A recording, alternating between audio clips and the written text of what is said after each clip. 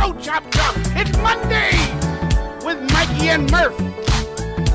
Oh, here we go again. Raider Nation, Gruden's getting beat down by all of us. We can't win a game in the second half. What's going on, Murf? It's a mess. I don't know. I'm not feeling good. I want a big victory. That would be good. But who cares? Because it's Monday. What is Monday with Mikey and Murf? We talking Raiders and football dirt. That's a pen. We having good times. Let's go. I forgot the words to the song, but it's Monday. Who is Mikey and Murf? Who is Mikey and Murf? All right, what's up, Murf? I actually forgot the words to our theme song. We started off this show with a bang, and then we ended the second half of the theme song with forgetting the words, kind of like the Raiders on offense. So what's going on, Murf? Oh, my goodness. I know. We're back. I'm so glad to be here on another fantastic episode of Mondays with Mikey and Murf. We had such a great couple of weeks. You know, the last time that we talked, the Raiders were 0-0 like everybody else was, and then now all of a sudden we got a 2-game deficit in the division we're trying to deal with. But I'm so glad to be back here on Mondays with Mikey and Murf. So glad to get back to not only this show but Raiders Fan Radio this week, and excited to get back to broadcasting about our beloved Oakland Raiders. That's right. If you could take anything away from an 0-2 start, Raider Nation, it's Mondays with Mike and Murf. There you go. We'll try to bring you the positivity, the love, the hype, and we'll try to get you excited for another victory. Another loss. No, wait, another victory. I can't figure it out, Murf. I don't know. But look, we're going to be here every Monday. That's right. Around 3:30 to 4, getting you hype for that week's matchup. Plus, we're going to recap the games and the stories, and we're just going to talk Raiders and don't hate. We're just talking. We're talking. That's Murf. it. Hey, and just to clarify, it's 3:30 West Coast time. Just in case my boss is listening, I want to think I'm out playing around, playing podcast on the clock. You know what I'm saying? No, definitely. Hey, what's that Stone shirt? What is? You have unique shirts every show. I tried to. Well, because we don't wear Raider gear, so we got to rep other things. So, of course, I always represent Middle Tennessee Blue Raiders with my hat, and then this week with my shirt, I'm representing Stone Cold Steve Austin with my Stone Cold shirt, man. That's who that was. Yeah, Stone Cold man. Steve Austin. Yeah, I love me some Stone Cold. Didn't he drink beers? Yeah. And then throw them at the audience or something before he beat somebody up? Exactly, yeah. And the best ever was at one time he actually came out in a beer truck, and speaking of bosses, he hosed down his boss, Vince McMahon, with a fire hose full of beer in the middle of the ring. It was fantastic. Oh, man, I would love that. I would like to do that, though, against Mark Davis or John Gruden, just to get rid of my little bit of hatred, because I don't understand what the hell's going on. I just want to spray some beers on Mark Davis and John Gruden, and then we'll go eat some, chicken wings after. It'll be a fun time. There you go. All right, guess what time it is? It's time for the headlines, breadlines, deadlines. They blow my mind, Murf. Murf, I love Rent the musical. Yeah, you do. Yeah, I do. All right, here we go. Let's get into the quick little storylines from the game we missed. Basically, the Rams spoiled Gruden's Oakland homecoming. We all saw that on Monday Night Football, basically in the second half. But we were excited after that Marshawn Lynch run. Yeah, oh yeah. And we felt like, man, we could do this. And then by the end, we were like, what happened? What happened, Murf? What happened? Man, I'm telling you, that thing kind of got ugly in the end. Thankfully, Mikey got to go to this game. I usually get to at least one, if not 2 games a year, and this is the one I was fortunate enough to be able to attend, and sat down there in the black hole and saw that run firsthand, man, from 24 rows back. Watched Marshawn carry the Rams defense in the end zone, and I'm telling you, man, Raider Nation was fired up. It was an electric scene at the game, period. But when that went off, dude, I mean, the place went bananas, and it was amazing. And sadly, the game turned on the Raiders there in the second half, and I'm glad now where we're at with the game that happened yesterday, because we all had a sour taste in our mouth when it came to the play of Derek Carr in this Rams game. So I'm glad that palate got cleansed a little bit, but it was pretty ugly, dude. And you know what? And this is the first time I've been to a lot of Raider games in my life, both at home and on the road. I've never seen nor heard Raider Nation turn on Derek Carr before, and they freaking turned on him quick, dude. Like, it was, especially when he started when he started getting rid of the ball without the immediate danger of pressure being around him, when he was just kind of making 1-2 reads and then firing it out of bounds, dude, people were, they were flipping out. And of course, and all the boo birds came out and everybody started with the Khalil Mack stuff, and it got ugly. It got ugly. So I'm glad that yesterday we had a little bit of a reemergence of the good Derek Carr. Yeah, we'll get into a little bit more with the Rams game in the game review segment. But so there it is. That's the headline from week 1, and it all hurt our souls because we were fired up after that first quarter. Yep. Oh, my goodness. And then now the second headline from this week's game is basically $100 million can't buy a victory. Oh, man, you're savage. The Raiders' second half woes continue. It's a tale of two halves. That's what the NFL Films video, if they made one right now, would be called. It would be a tale of two halves for the Raiders. But quick summary of the Bronco game, just your little thoughts. It's just Gruden can't buy a victory. It's hurting. It hurt a little bit, and that one hurt pretty good yesterday. You think back to the game against the Colts. Well, I don't know, that wasn't a loss. I think the Raiders ended up winning that game. But anyways, the one where Derek Carr got hurt. You think back to the playoff game against the Texans. Like, you think back to these games, and it's like, ooh, man, like, think about, like, the emotional dings we've taken as Raider Nation. Or that one game against when Hugh Jackson was our coach, and we finished 8-8 and just shy of the division, and all we had to do was, like, win like one of the last 3 games or something like that, and especially that last game against San Diego, like that one hurt. But so anyways, we're far from like season ending games and losses here, but with all of the expectation and all of the excitement that was going on around this, and especially since it's the stinking Broncos and you're at home and you were leading 99% of the time, like this one hurt, man. And you mentioned, the tale of two halves. The Raiders in the first half this season are 25-10 as far as points scored. And in the second half, they're down 7-43 in these 2 games. And so, whether it's, that missed extra point that, my former co-host Sonny started texting me early in the game, and he's like, I hope that doesn't come back to bite us. And sure enough, it did. It was a blocked one. Yeah, blocked. Apparently. That and the Keith Smith dropping the pass. Keith Smith, we love Keith Smith. He's a guest on our show on Raiders Fan Radio. He's an awesome guy, and he did a lot of wonderful things. Hold on, I got to pull out my plugs. I know, right? Hold on, did I pick that? Did I drop a name? Every week it's like 4 plugs from you, but it's fine. I love Raiders Fan Radio. Hey, Michael Jackson once told me, don't be a name dropper. So, but Keith Smith, dropping that pass on fourth down, he did so many wonderful things, and I don't know if we're going to get into it or not, but I just like to highlight that run that Marshawn had into the end zone. Keith Smith paved the way. Like, he did a great job. But that, and then the Jared Cook false start, like, those are like 3 things. They're like highly controllable things, right? That, are unlikely events that, NFL's a game of inches, and especially on the road against your rival. So, yeah, man, rough day yesterday. That was a rough one. Hooah! Inch by inch. Hooah! Sorry, we're referencing Any Given Monday or Sunday. It should be Any Given Monday. Yeah, it is. That should be the sequel. It is we on talked this about show. that last show. That's funny. All right, but in good news, look, let's get into this. Tom Flores was among 7 Raiders nominated for the Pro Football Hall of Fame class in 2019. Look, we're early in the stages of this process. There's 93 nominations out there right now. Tom Flores is included, with Steve Wisniewski, Leroy Glover, Russell Maryland, Richard Seymour, Eric Allen, Albert Lewis, and Tom Flores. It might be too late in a lot of Raider Nation's opinions for Tom Flores, but I think he's going to get in this year as a legacy because there's been too much talk the previous few seasons. And if I could pick from any of those that I think might get in, you know what? I'm going to say that maybe Steve Wisniewski's got a chance to go deep, but maybe not make it. But I'm really proud for Tom Flores, and I think he's getting in this year.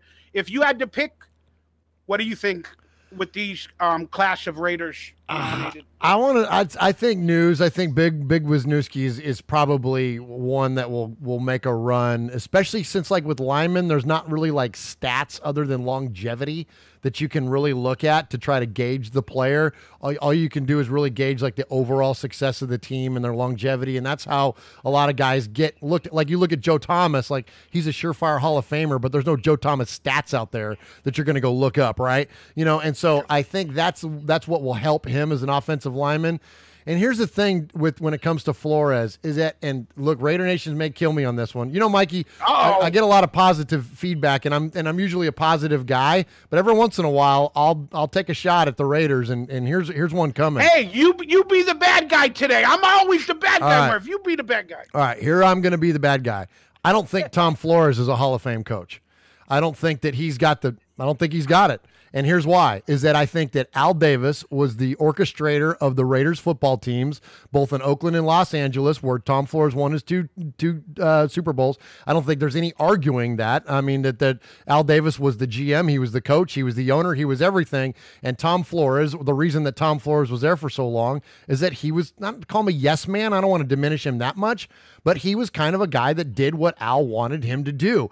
And he was the one that kind of followed what Al's marching orders were. Well, and when you look at his tenure with the Raiders up until the last year when Al fired him, he had nothing but winning records except for 1-81. They had a down year. They were 7-9 that year. But every other year, right until the year he got fired in 1987, they were 5-10. All the rest of them, they were like 9-7, 11-5, 12-4, 11-5, 12-4. Like they were okay. But those were Al's teams. So then Flores leaves and he goes to Seattle. And dude, he turned in 3 terrible seasons as the head coach of the Seattle Seahawks. One of them, they were 2-14. Like they were an awful football team. So when we look at his overall win total with the Raiders, he is 83-53 in terms of wins and losses. He is 14-34 as head coach of the Seattle Seahawks.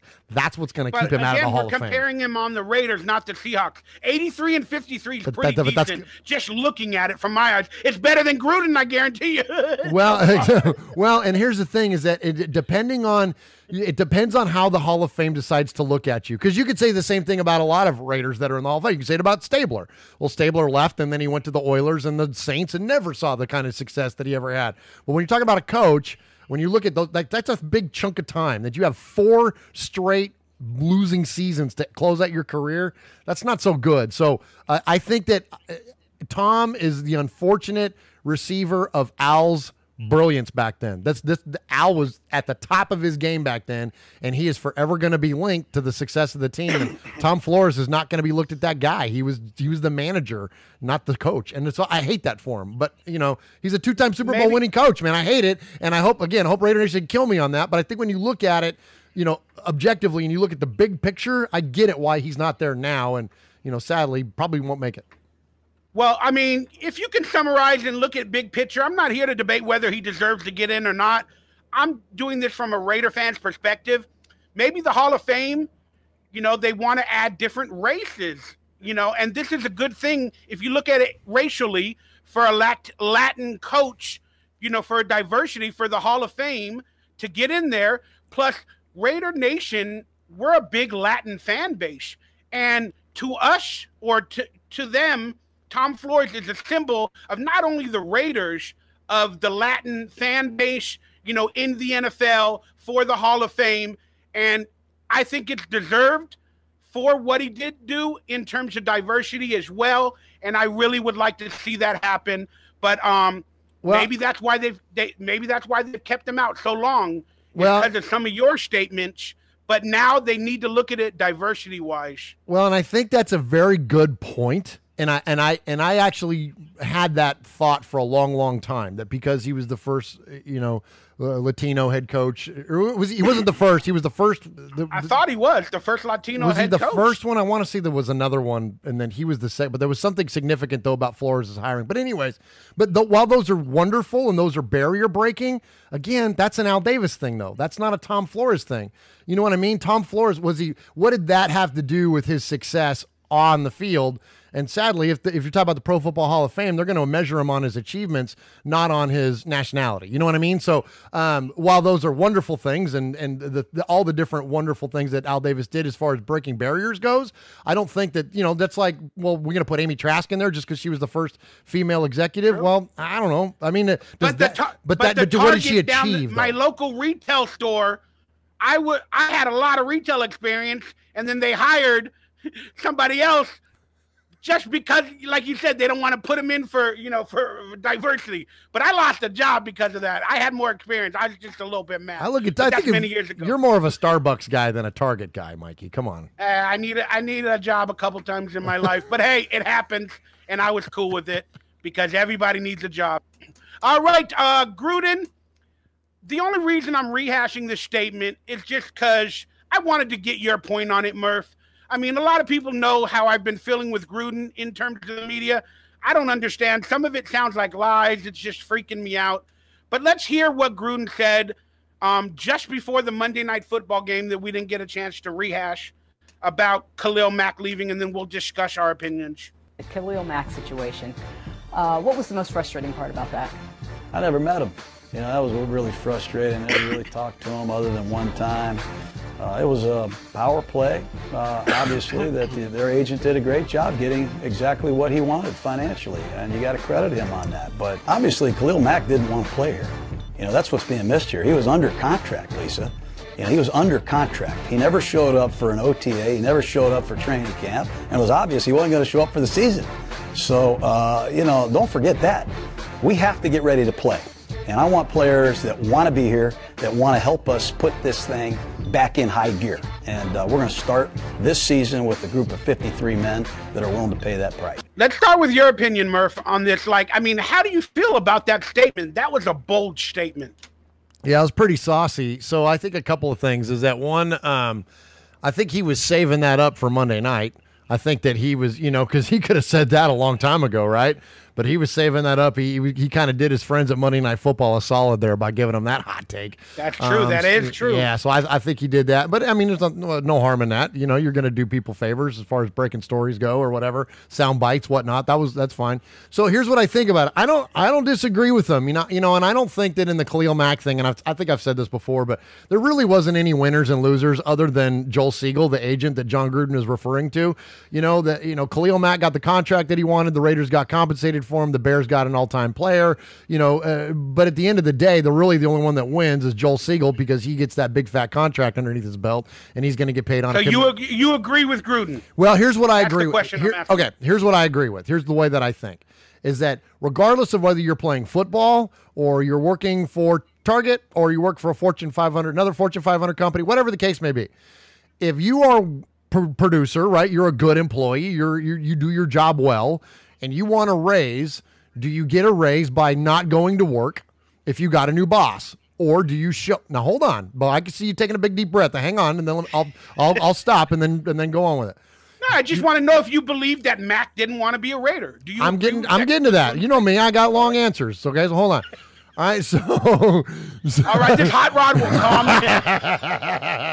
calm. So.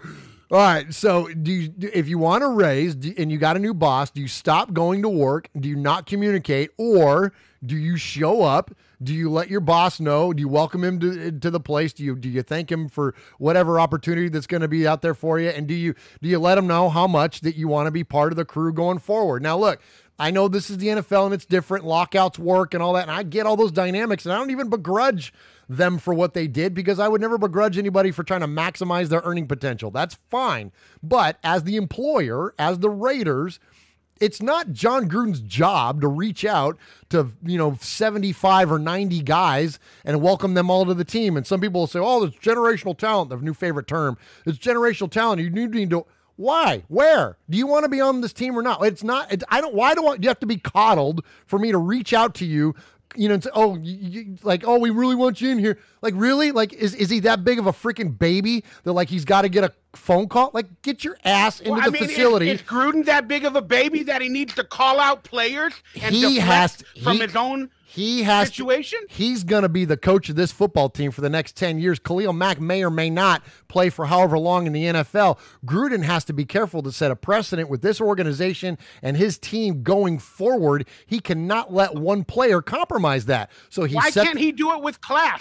Why does he have to throw people under the bus? He's and not deflect? throwing. He's not. He's hold on. deflecting. You tell me you're going to. You said you're going to let me go. You hold on. You hold on. You just got finished talking. Okay. Look, I wasn't finished. Deflecting.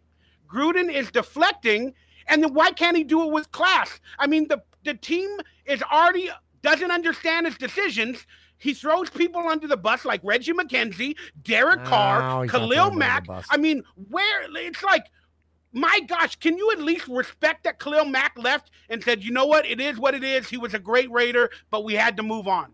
Why can't he just toe the line and be correct? He's got to make a statement, do it on Monday Night Football. Look, Khalil Mack wanted to be a Raider. I don't care what you guys said, but he wanted a race. What's wrong with that?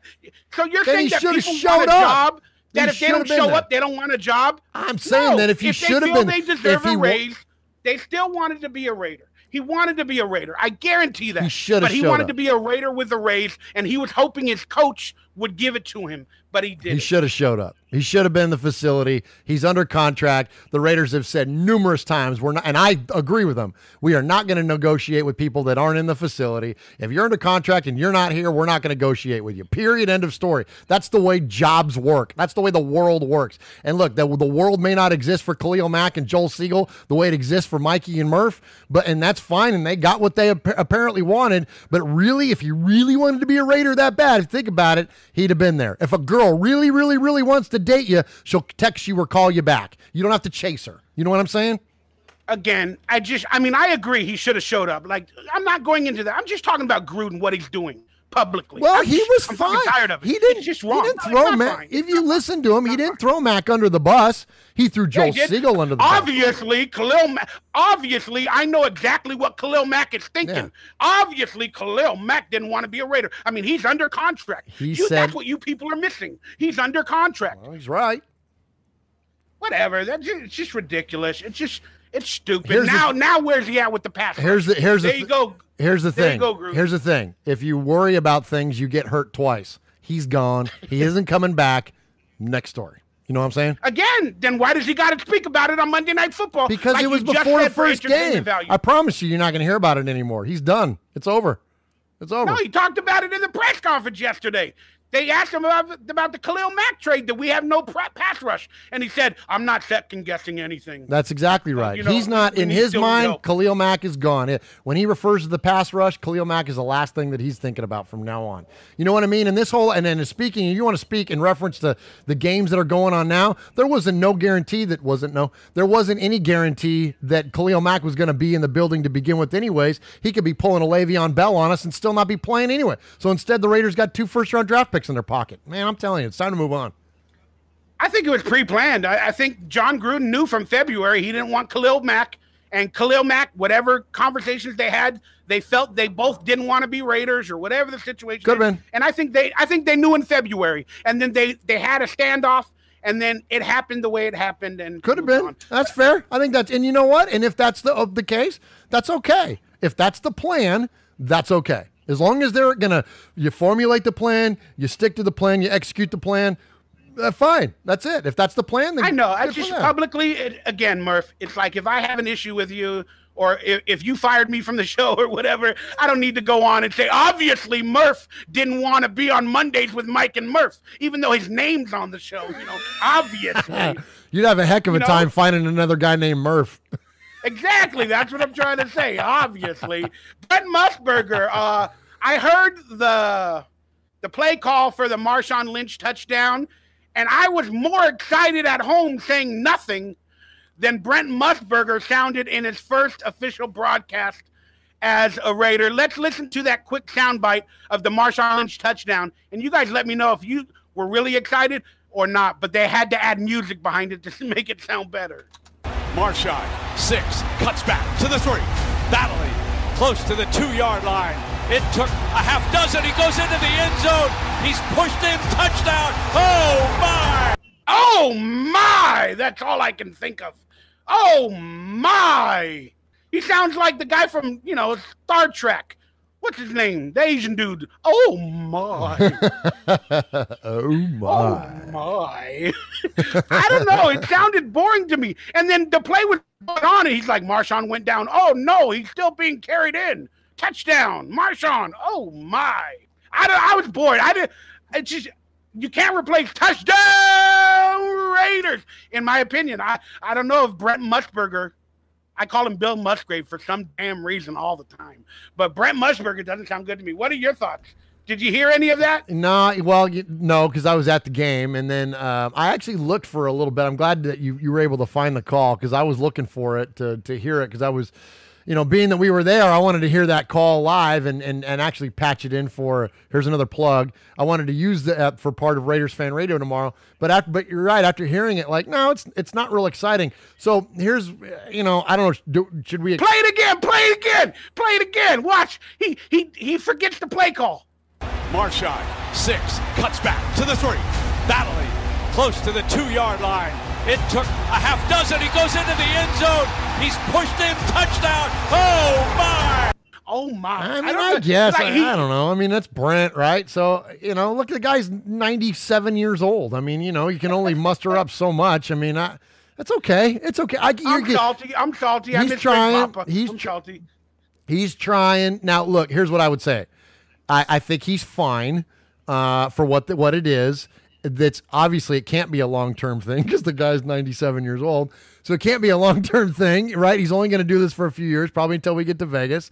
And I'm not picking on him because he's old. I'm just because I'm old too. But I'm just saying this, though, is that they're probably going to need somebody with a more signature tone like Greg Papa, like, Holtis, like all, Mike Keith, like all these guys have, Myron Cope. You think of all the great announcers of all time. So I'm sure we will have a different announcer by the time we get to Vegas. I hope he says, oh, my. I hope he says, oh, my, after every touchdown because I can make a shirt, Murf, legally. That just says, oh, touchdown, my. Oh, my. I'm down to make a how about one that just says Mikey and Murf? Oh, my. Oh, my. All right. Martavius Bryant came back in a stunning move, not stunning move. What the heck? I don't know what's going on. What the heck? They cut Keon Hatcher. Was he suspended? This is another part of the Gruden decision-making. It just looks like he's second-guessing everything. He says in the media he's not second-guessing, but I clearly think he doesn't know what the hell he's doing.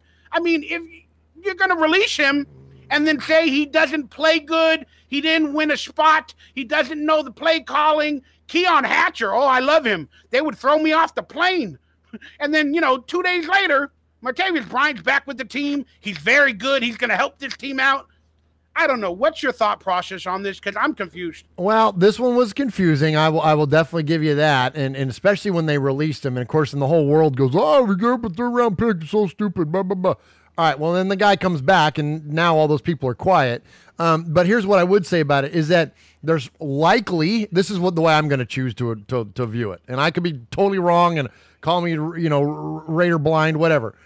I think that it looked to me on the surface like there was something that happened unexpectedly, that like maybe he wasn't forthcoming with the team, that he told them something and then it didn't turn out to be true. I thought it was the suspension. I thought they found out from the NFL he's going to get a 1-year suspension. Well, but they kind of knew that going in that there was a potential for this. But then all of a sudden he could play while he's appealing it, which we know because like what Ezekiel Elliott did for a freaking almost an entire season. While you're appealing it, you can continue to play. So maybe the Raiders looked at that and said, okay, well, this appeal process is going to be at least a period of, say, 8 games. So then we can, keep him, utilize his services, and then maybe sign him to a long-term contract and get him on a discount if he's got to serve a year-long suspension. So who knows? Like I choose to think that there's more to it than always what we are presented with, because they're never going to present us with the entirety of the story. There's things that go on. There's also a rumor that people were like,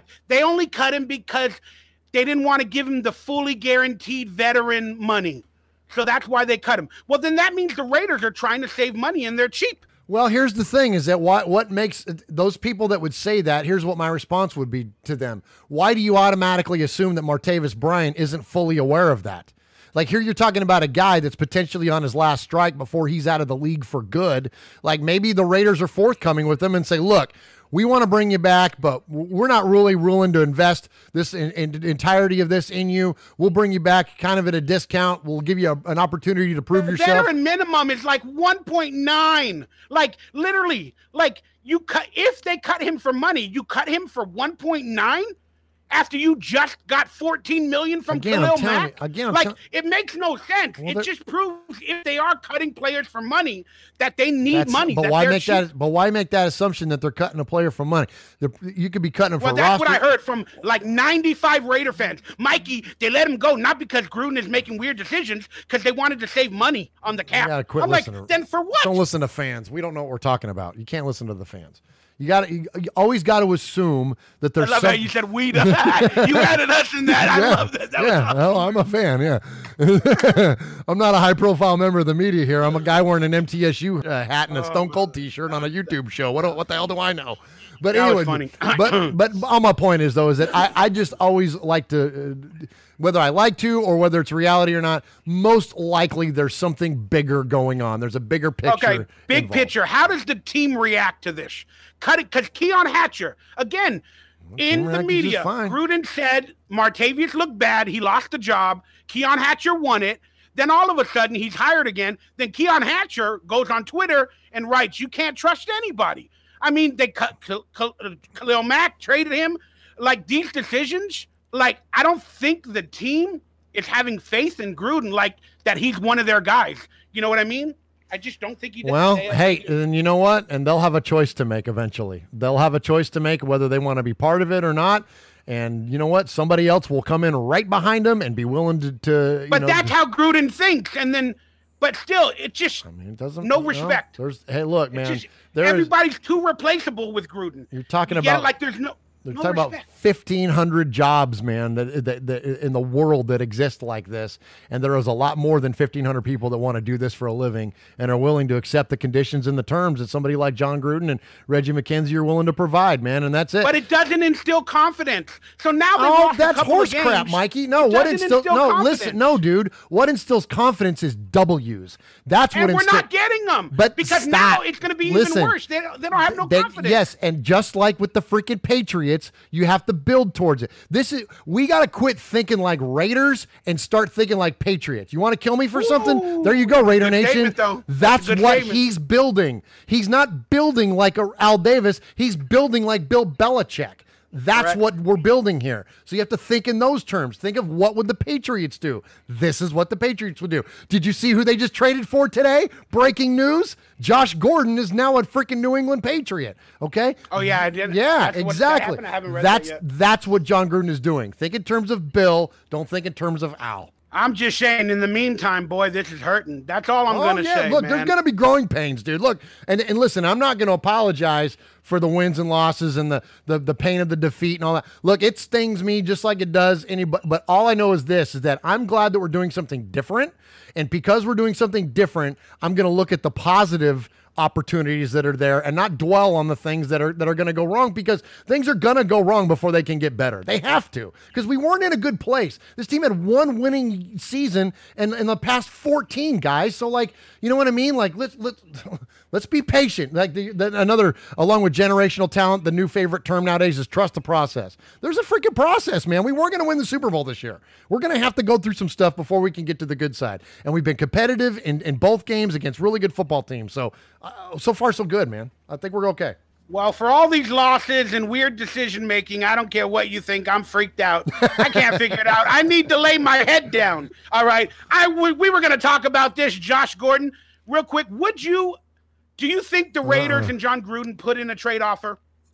Even though he went to the Patriots, is what you're telling me? Yeah, I want to say one of the last things I saw was that 9 or 10 teams put in, interest 9 to 11, I think. Yeah. So I mean, knowing that, then the odds are you got a 1 in 3 shot that the Raiders were one of them. So yeah, I mean, just like the teams did to the Raiders, were the Raiders actively shopping Khalil Mack? No, I don't think so. But I think people were reaching out to them with offers, and eventually they heard one that they couldn't say no to. Same thing with this. You know what I mean? Like there was a lot of teams reaching out with interest in Gordon, and I'm sure the Raiders were one of them, and that the Patriots though were ultimately the ones that won out, because the Raiders clearly weren't going to give up a lot. He had his choice. Apparently, he had his choice. Oh, and there you go. To Cleveland. So, according to Ian Rappaport, they were at least telling him, where do you think it's a good fit for you? If out of those 10 offers, 3 of them are similar, then they take those to Gordon and say, okay, here we're willing to take one of these 3. You pick. You know what I mean? Yeah. Plus they wanted to help his life. Sure. Even though they're letting him go, they probably said the Patriots, Bill Belichick, they might be able to teach you something that we can't. The whole Patriot Plus way you can and try all to that. win. Yep. Yeah. Absolutely. And that's, I think they did him a solid there. Absolutely. Yeah. But no, I don't think the Raiders were in a position to give up a lot for him. And frankly, and the reason why is that, that's not a position of huge need for us, especially with Martavis coming back. What? You're kidding me? Oh, we're going to discuss that in a minute. No, that's a huge watch need. a game yesterday, we have man? no wide receivers. We have none. That can separate. You're killing me. None. Except for that one guy that caught all 10 of the passes that came his way. Where's number 89? Yeah, I'm sorry. Except for that Barring guy. Amari Cooper's quickness and speed, I do not like our wide receiving core moving forward. All right. We'll get into that in a minute. But real quick, we got to hurry. Report, we're 9-11 teams. Isn't that funny how it's 9-11, pretty close to it? I don't know why they always want to remind us of tragedy. I can't stand it. Let's get into some fan love. This is from Cesar Aguilera. He goes, we're in rebuilding mode. Gruden has been dismantling this team all offseason. This isn't a playoff team. General managers and coaches like to think we become fans when they join the team. Some of us don't have the time to wait around for a 10-year plan. It's fan love, but I just liked the statement where he basically said what I'm feeling, that I feel we're completely in a rebuild mode. This is a 10-year plan, but I want to win now. And then Cesar Lamarlo Bolin responded to that by saying, too many refuse to see the arrogant, egotistical, commercial-making camera, stay focused on me the whole game coach, put us back to the years of rebuild mode. He was handed a winning formula and traded or released meaningful players he never met. I only presented this because it's an interesting statement from the fans. So if they were on Mondays with Mike and Murf, this would be two people with that opinion. So that's why I wanted to share it, because it's Mondays with Caesar and Lamario. Good job, guys. But, I mean, these guys, I felt like they're thinking what I'm thinking. So I just felt proud that somebody possibly is emotional like me. Like these people feel like they're like me. So I was like, thank you. I finally had somebody on my side. Well, there was plenty of butt hurt going on this last week after that Rams game, and there's going to be plenty more to come until, like you said, and here's the thing is that winning cures all ills, and until the Raiders start stringing some wins together, that's the thing is that, guys like me who choose to have a different path of opinion, I got no argument to substantiate where I'm coming from because their team's not winning, right? So, so guys like, at times you or Lamario or Caesar, like, I got nothing. Doesn't mean that I agree with it, but those are valid opinions to have until something drastically changes in the wins and losses. Yeah, I just agree with the way they wrote it. They did it very kindly. Very much so. They gave their opinion without disrespecting somebody else. Absolutely. Whether you like their opinion or not, I just like the way they went about it. And that's what I want, insight from you guys, but in a correct manner on this channel. So there it is. Quick recap of the Monday night game. We lost 33. There's that number again, Murf. 33 to 13 versus the Rams. Man, that's some Illuminati in there, man. There you go. And look at all the threes in oh my gosh. the game leaders. But here, look at the total yards, 365, 380. We ran the time of possession. Too many turnovers, of course, killed us. And we were pretty similar on first downs. So, that was that game. And then here's the game leaders of the Monday Night Football game. Again, we're reviewing that. Derek Carr with almost close to 40 passes. Almost close to 300 yards, 3 interceptions. Marshawn Lynch only 11 times carried the ball. Like, that's just insane for that type of a game. Yeah, well, What are your quick thoughts on Monday Night Football? Well, first off, Gruden's return, it was electrifying. There's no doubt. The Coliseum was rocking. I would like to dispel a little bit of a misnomer that I've been to enough Raider games in my life at the Oakland Coliseum to know when it's really, really loud and when it's, just loud. And it wasn't stupid, crazy loud. Like there's that Marshawn's touchdown was pretty loud. And some points during the intros, it got pretty raucous. but there was at no point during that game was it the loudest that I've ever heard the Oakland Coliseum. So I don't. They must have turned it up on Monday Night Football, because I kid you not, I was going, oh my, this sounds amazingly loud. It was. I'm sure they did, because they're wanting to celebrate one of their own. And here's your conspiracy stuff, Mikey. And again, I'm not always a Raiders apologist here. I don't think so. Now, of course, I'm going a little bit deep in my old age. I'm not. My hearing isn't quite what it used to be, but I'm pretty sure that wasn't the loudest that it's ever been, at least, and certainly not that I've ever been to. And I've heard it louder at A's games, frankly. A's playoff games where, A's have hit home runs and the Coliseum's got louder than that. I don't think that. But anyways, but that said, as far as the Marshawn thing goes, he got like sick or something. Like, we were wondering it during the game. He'd stopped running, and we were speculating, like, is he on some sort of a pitch count? Like, what did he get hurt? Did he tweak? Because at one point he was kind of hobbling off a little bit. Did he get hurt? So that was the reason that his carries were down, and obviously this week that he returned back. So I think there is going to be an effort to save him for the fourth quarter. There's no mistake in that, but I don't think this was a major. That was game conditioning. That was game conditioning. A lot of athletes get tired once they actually get in the game, and it's too much for them, and they get sick and they throw up. Whatever. Well, he's Plus, 32, he had a peanut man. butter and jelly before the game. Well, he's 32 years old, man. You know what I mean? He's not 22 anymore. So, but that shows the preseason. They didn't play him. He didn't get no damn game prep. Well, that's then, and you know what? And that's fair. And I don't know if particularly to this Marshawn equation, but I do think, and I've heard a lot of analysts speaking of that here lately, that, September is the new August. Like, teams are kind of finding themselves and figuring themselves out, where once upon a time they used to spend, the preseason doing that. No one's doing that anymore. But now, that said, neither did the Rams, right? So the Rams didn't play any of their starters in preseason either, and they look just fine. So who knows? There's not really, just like most things, there's not like one single thing you can point at and go, it's that thing's fault. There's a lot of things going on, right? The Raiders lose to the Broncos in a heartbreaker, 20-19.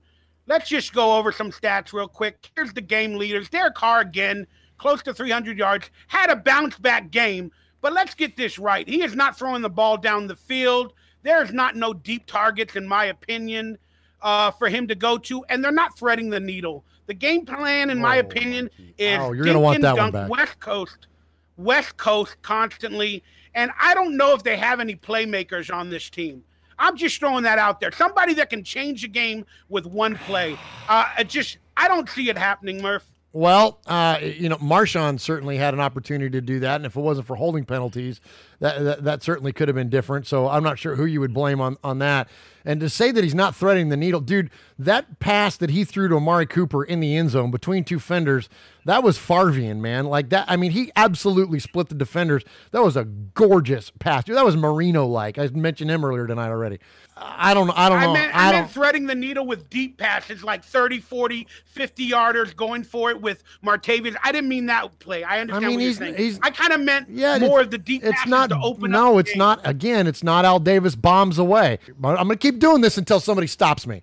The Patriots don't bombs away, right? Except for the year that Randy Moss was there, right? Or the years Randy Moss was there. They're not bombs away every play. Yeah, they pushed the ball downfield, and Derek Carr averaged like 9 yards of reception. So it's not like it wasn't like a bunch of checkdown. This was not the Monday night game. This was a much different offense that we saw. The wide receivers were heavily involved. And when you look at Cooper, he caught all 10 of his targets, and the only Raiders player since 1992 to catch all of his targets with at least 10 was the last person to do that was Tony Gonzalez in the year 2000. I found that stat earlier, and that's fascinating to me. Like that's the kind of stuff you're going to see with this team as they get better. Guys, we were leading for 99.9% of this game. This, by all intents and purposes, should have been a Raiders W. And I know it wasn't, and they don't give, you don't get participation trophies, and look, a loss is a loss, and your record is what it says you are.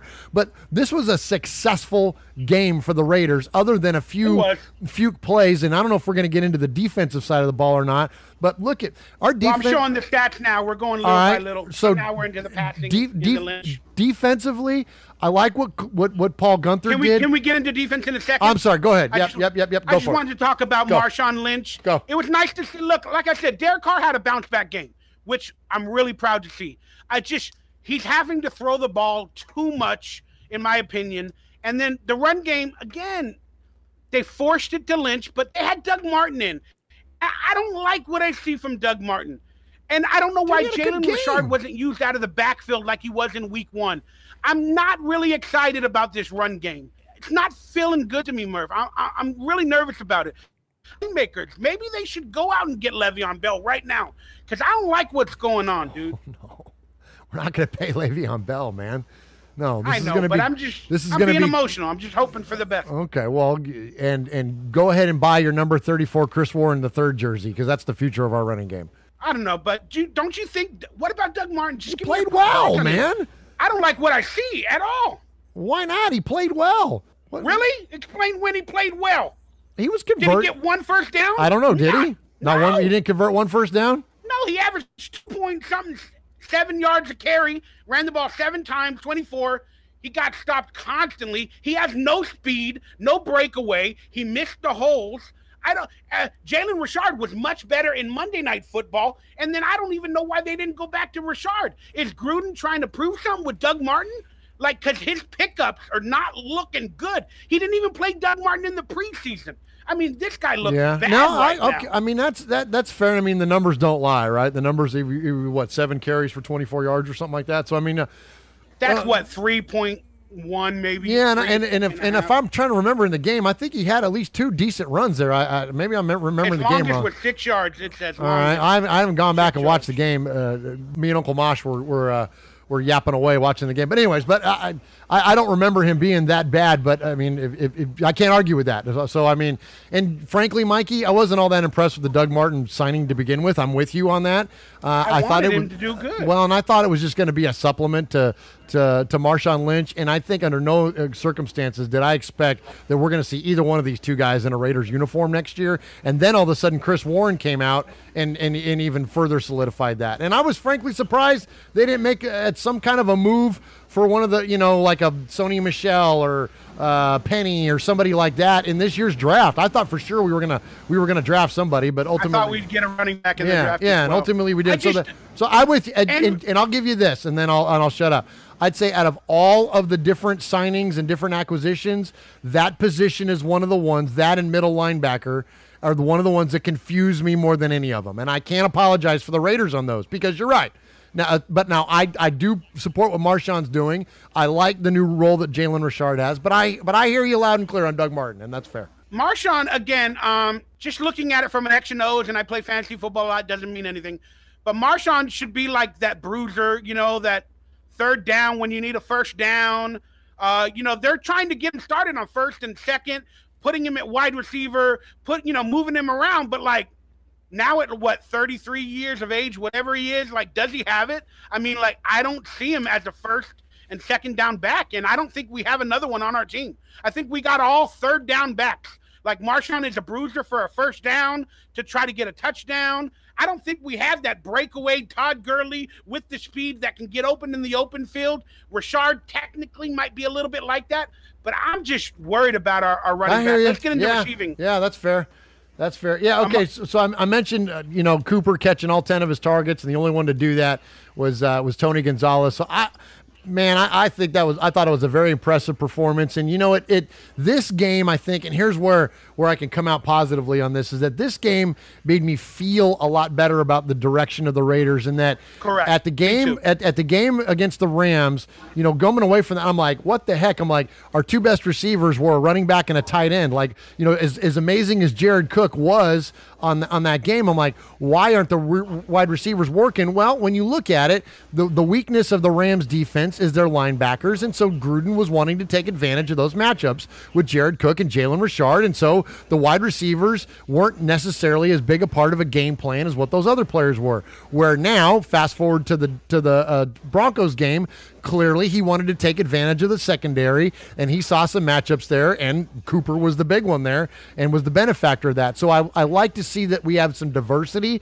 in our offense, and that, look, Gruden, he's a great game planner, man. And so what we have to do is that we've got to get better on adjustments, and we've got to get better consistency in the second half, clearly. But coming out of the gate, we look great. Like, I mean, it's working. It's working. Now we just got to start stringing them together, right?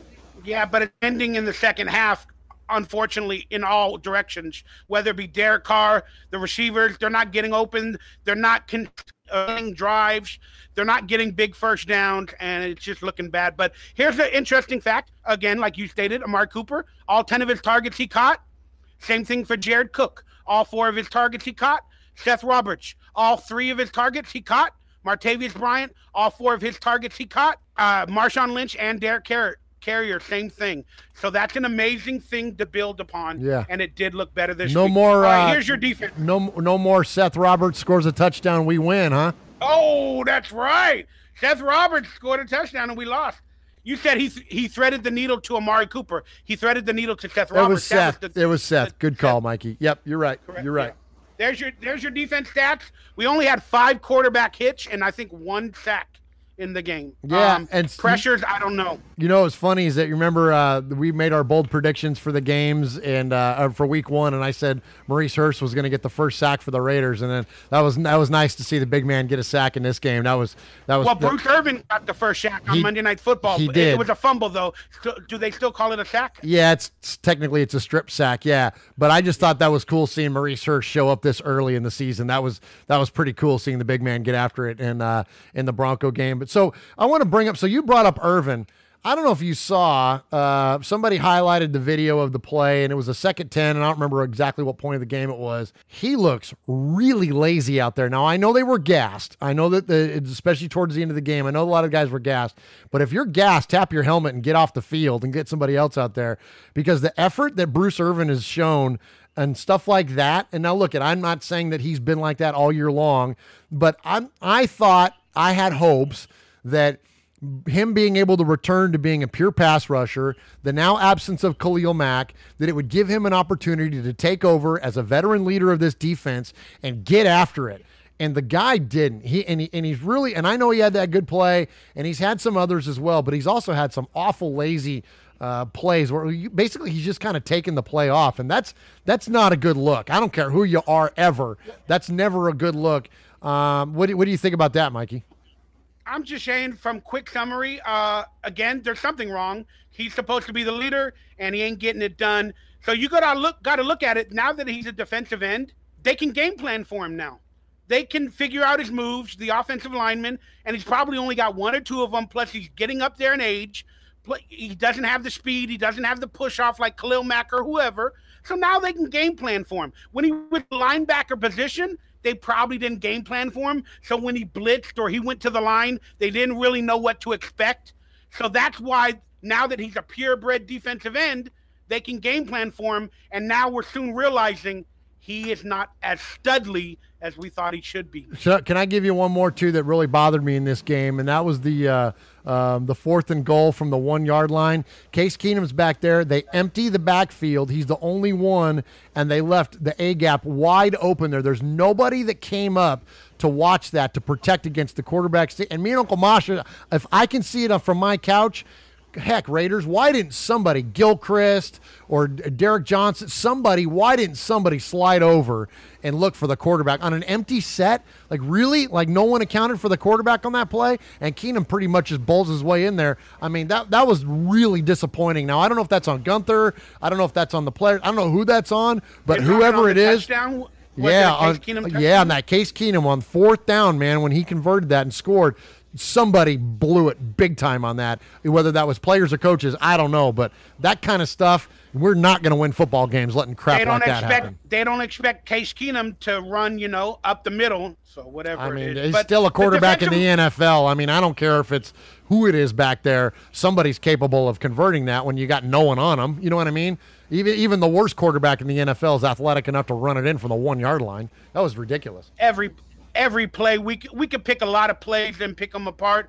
But in summary, the defensive line that they just signed 2 days before, Jonathan Hankins and Clinton McDonald that had to play in the altitude.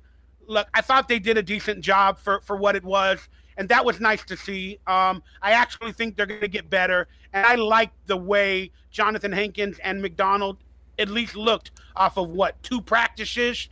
So if I could take anything good from that, I'll take that. Jordy Nelson had to do punt returns because Dwayne Harris was injured, and I didn't like when I saw that. I didn't want Jordy to get injured, but I haven't seen much from Jordy this season as well.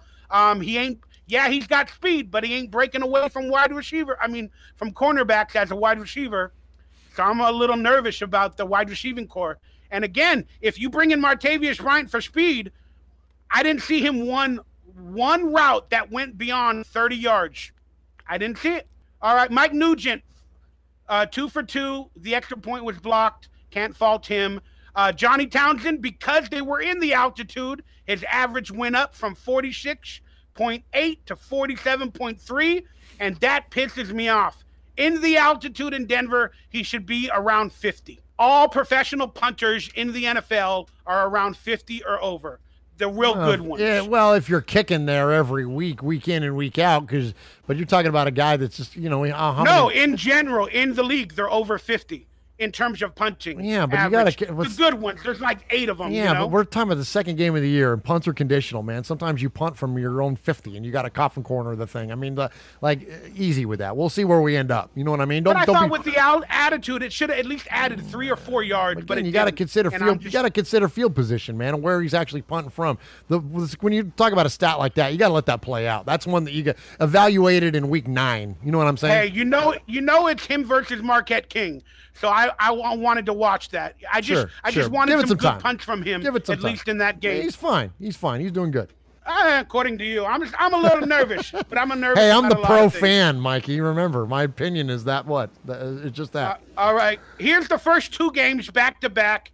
Look at the total net yards for the Raiders, Rams. Very similar. I mean, we're in every single game. Yep.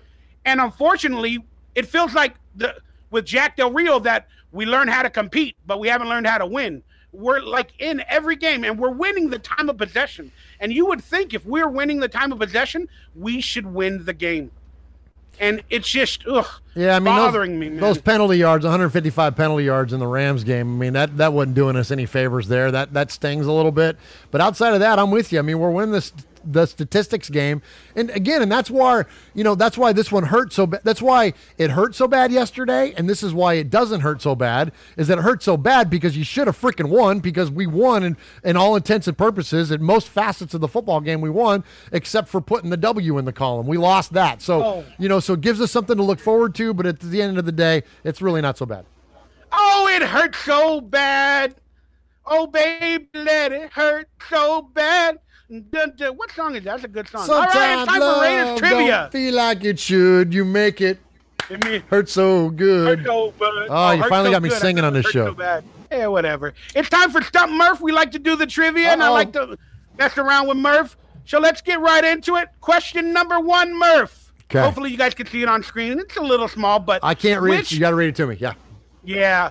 All right, Murf. Which Hall of Fame back split his career between the Raiders and the Kansas City Chiefs?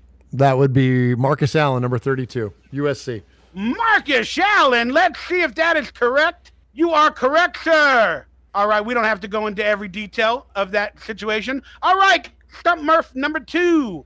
Which Oakland Raider wide receiver wearing the number 25 was selected as the most valuable player of the 1977 Super Bowl? That would be one Clifford Branch. Wrong, Fred. Oh, no, Fred Biletnikoff.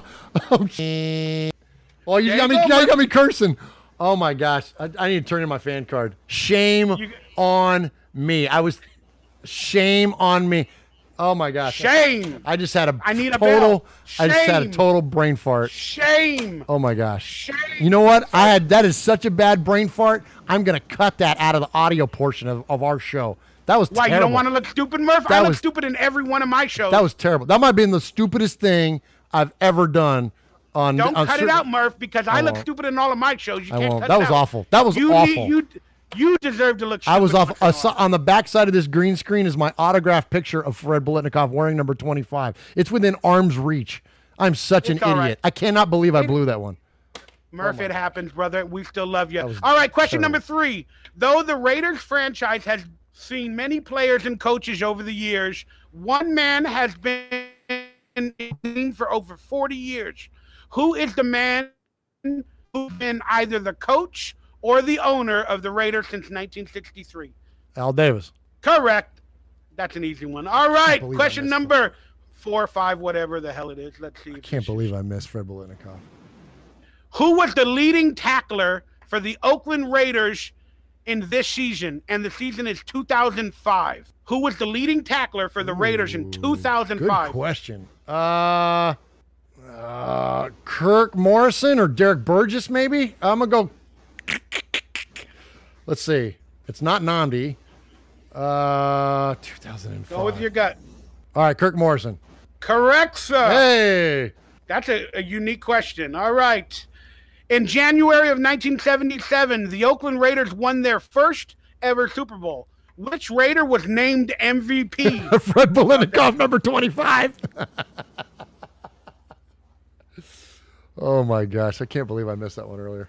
Again, it was rephrased a different way, and I wanted to get you again. Oh, goodness. Wanted to get you again. All right. Which former Raider was inducted into the Hall of Fame in 2003? Former Raider in 2003 Hall of Fame. 2003. Ooh. Let's see. So 5 years, 97.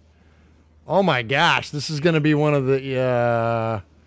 Let's see. So it can't be Timmy. He wasn't until much later. Gosh, 2003. Hold on. Oh, I know where this is going to go.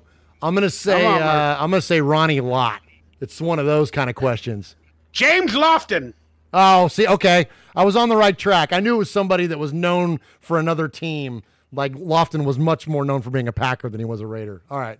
All right, that's it for now right, because we got to get moving. We got to get moving. And we're actually gonna skip the live Raider fan calls. We only had one this week for Mondays with Mike and Murf.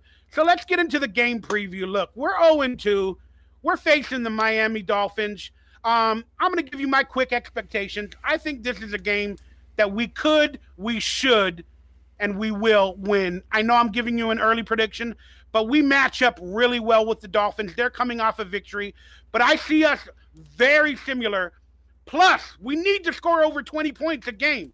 Like, it's just Gruden's offense needs to look better, but you're right. The first two games, at least, is the preseason. It's done. It's done. We need to know our team now. And Derek Carr looked that much better last week, and I'm honestly on the Raiders train. I love this game. Give me your quick expectations versus the Dolphins. I think the Raiders win. The Raiders win big. This is our first big win of the season, not only to get the W, but I think we get the W big. The Dolphins are kind of a mess. They're completely devoid of superstars. I think Gruden is going to be pissed. I think he's going to have I think we are as well. I think we're void of superstars, literally. I know Marshawn Lynch. No. They're superstars in name, but on the field, do they have it? That's what I meant earlier. No, they don't have a player like Ryan Tannehill is a far cry from Derek Carr. They don't have anybody that's the same caliber as I'm not trying to compare Amari. that. I just meant like superstars on the field that can get it done every single play. Hear what I'm trying to say with devoid of name me 5 Miami Dolphins. Again, I'm not talking entertainment value. That's what I'm saying. I'm talking on the field, big playmakers that literally can take the game into their hands and win it. Yes. I don't think they don't have anybody. Jarvis Landry is gone. Those guys are gone. The Dolphins are devoid of playmakers. They are devoid. I'm talking Raiders. I'm not talking Dolphins. I am talking. I don't think we have one. Gosh, you're killing me. Derek Carr. You asked me my expectation on the game. I'm giving you my expectation on the game. You're right. The Dolphins are devoid of superstars. Therefore, the Raiders will outshine them and outplay them and kick their ass. Mikey, we're going to win this game by 20 points. That's what I'm trying to tell you because the Dolphins suck. That's what I'm saying. That's fine. Yeah. No, I mean, I know what you're saying. I just brought it into the Raiders. Just big playmakers I want from the Raiders, and I haven't seen it yet. Well, we're going to see it this week. Who's your X factor for the game versus Miami for the Raiders? Donald freaking Penn, because if you look at the way that guy played, and he was on skates, man, over there at right tackle. Right tackle is a position that we cannot get figured out. And when you look at the way that Von Miller danced around Donald Penn this past week, it was embarrassing. Donald Penn has got to get his crap together, and the Raiders need to protect Derek Carr because we saw when he's got time to throw, he looks fantastic. So Derek Carr can still be Derek Carr. He hasn't been an elite quarterback yet, but he can and will be eventually. But you got to protect him in order for him to do that. And all the pressure last week came from Donald freaking Penn's side. So we got that, to me, is the X factor because if there's time there, if Carr's got time, he'll make it happen, man. He will make it happen. Yeah, I mean, I like what I saw from the offensive line, especially left tackle with Colton Miller. I didn't really watch. I was kind of feeling not so good that game, but the Raiders are getting better, and that's something we can pull upon. My X factor for the game, well, looking back at it, it's got to be Jalen Richard. I mean, Gruden played him so much that first week, and he looked decent, and they had Doug Martin in this week, so I think Gruden might go back to Richard, not seeing what he saw from Doug Martin. So I think he might go back to Richard, and he could be out of the backfield really good for Derek Carr to get those first downs, because Keith Smith dropped that pass, and I did not like. All right, give me your final score predictions for the victory. You said they win big. Yeah, 30-10 is my call on this one. All right. I'll give my prediction on my pre-game fix. So you get it? That's how I get people to tune in. That's how people. That's a tease. Get people they to call tune that, in. Mikey. That's a tease. That's a tease. But I do think we match up with this team very, very well. And again, I just need to be positive moving forward. We're getting better in terms of offense, and we look decent on defense. We just need some pressure. But we got an interception, and you know what, Raider Nation, take this as a win. We're getting better. But the sad part is, compared to that 2016 season, we had 12 wins. Now we're fighting for one. Yeah. I'm sad, Murf. We're in a rebuild. So what do we got to talk about? We're in a rebuild, kind of. I don't know. All I will say is this, is that while I like to be Captain Positivity and you like to be, we'll just say more critical at times. We'll be nice about it when I say it. You and everybody else that's critical, Mikey, until the Raiders start putting those W's down, you're not wrong. You're not wrong. And you know what? And it may not be my choice of opinion, but it's hard to argue against that kind of stuff until things start working out. Then you know what I mean, and you're going to have a voice to say all that stuff. So, I hope that Raider Nation and those listening will at least understand and take you as that. Look, it's a fair criticism. You know what I mean? It's fair. I don't think you're being a hater. I don't think that you're beating up on Gruden. I don't think you're beating up that we're in a rebuild. Well, yeah. I mean, So you don't think we are? You said we were on last week's show. No, that's not what I said. What I said was yes, you are. You're becoming a Mikey. You're changing your opinion every week. I'll bring out the tape next week. No. The core, and I don't remember what I said exactly, is that the core of the football team has not changed. When you look at the core of our offense, it's not changed. It's the same. So in terms of, I said that in terms of overall personnel totals may indicate some sort of a rebuild. When you look at the core of the football team, it's still the same three interior offensive linemen. It's still the same quarterback. It's still Marshawn Lynch. You know what I'm saying? It's still Amari Cooper. It's still Seth Roberts. The core has completely changed from 2016. We didn't have Marshawn Lynch then. We had Khalil Mack. He's the core of the team. The only core member of the team that's still from 2016 is basically Donald Penn, Kelechi Osunwele, Derek Carr, whatever. But now you're comparing it to 2016, though, when 2017 was last year. That's what I said. I said 2016. But 2017. So whose fault? How far are we away from winning 12 games? So whose fault was it then from 2017 to 2016? Say it again? Whose fault was it then from 2017 to 2016 Del Rio for being too friendly. All right, so it's Del Rio's fault. But you can't hold Gruden accountable for that. Letting the players run the team. We can't hold Gruden accountable for that, for those players that left between 2016 and 2017. I didn't hold anybody accountable. I just said, how far are we away from winning 12 games that we're trying to get won? You know what? And all of it's a lot further. All of it's a lot further away from 2002. We won a lot of games in 2016 with Derek Carr throwing the ball and coming back at the end of games with all his confidence. And again, he's lacked some of it, but hopefully he can bring it back. I don't care. Let's end the show. We gotta go. I love you. I love you. Thanks for being with me every Monday on Mondays with Mike and Murf. Thank you, Raider Nation, for tuning in. Whether you agree with my opinions, Murf's opinions, or our thoughts, but have nothing but love in your heart, because honestly, I'm telling you guys, I love Raiders. I love Raider Nation. And honestly, I love and respect each one of you. Why? Because we're all human beings first. Amen. And we're Raider Nation second. Amen, so, Murf, brother. Give your shout outs. Let people know what you're doing, where they can find you, what's going on. Yeah, you can find me on Twitter below @_Murf. But most importantly, find me at Murf's Fan Cave and the Murf's Fan Cave Podcast Network, where you can find this show, Mondays with Mikey and Murf. You can find Raiders Fan Radio, and you can find the Fan Club Blitz. So you can find us on any podcast service out there, iTunes, Stitcher, Google Play, you name it. We are there. So hit us up, shoot us your feedback, and thank you again for watching us and paying attention to us here on Mondays Mondays with Mikey and Murf. And despite the times that Mikey and I get feisty with each other, I love you, man. I love your passion as a Raider fan, Mikey. And that's why I love this show. I love the fact that you get fired up and that you care. And it's not being a hater. It's you do it because you love this freaking football team. And that is undeniable, my friend. So well done. I can't believe I still love this football team as a whole after everything I've been through from their organization. I know, basically right? Against me being a fan. Like, you guys know about the legal concerns, but like it feels like they're beating me down, and I can't even be a fan legally. Yeah. So, but I'm still trying, and so that proves I'm a 100% fan. Thank you for coming down to my house. That was fun, buddy. That was a fun time. Yeah, brother. we had a good time, and man. I'm so proud you went down and hung out with Raider Nation in Oakland. I hope I can do it soon. But Murf, I love you, brother. Your family's beautiful. You're beautiful. And let's get right out of here, and we'll see you on the next Mondays with Mike and Murf, Raider Nation. Let's sing the theme song, and we're going to get a victory this week. Let's get 100% guarantee it. All right, y'all, let's do this. I love you, brother. Your family's beautiful. You're beautiful. And let's get right out of here, and we'll see you on the next Mondays with Mike and Murf, Raider Nation. Let's sing the theme song, and we're going to get a victory this week. I 100% guarantee it. Or else carne asada is free. All right, y'all, let's do this. It's Mondays with Mikey and Murf. We talking Raiders and football dirt. Cause we a new Raider talk show, Murf. Me and you having good times. Let's go. It's Mondays with Mikey and Murf. We'll see you next week after a big victory versus the Dolphins. We love you, Raider Nation. Let's get on out of here and enjoy our day, y'all. We out. Let's go. Later, Murphy.